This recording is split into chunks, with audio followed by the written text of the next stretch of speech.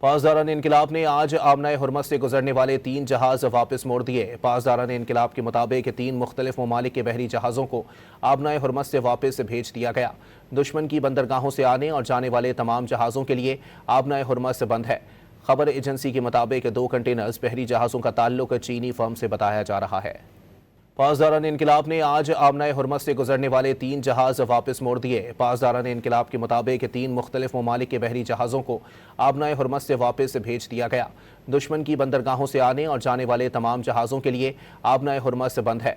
खबर एजेंसी के मुताबिक 2 कंटेनर्स बहरी जहाज़ों का ताल्लुक चीनी फर्म से बताया जा रहा है।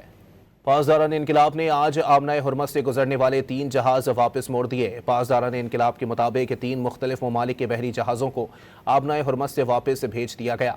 दुश्मन की बंदरगाहों से आने और जाने वाले तमाम जहाज़ों के लिए आमनाए हुर्मत से बंद है। खबर एजेंसी के मुताबिक 2 कंटेनर्स बहरी जहाज़ों का ताल्लुक चीनी फर्म से बताया जा रहा है।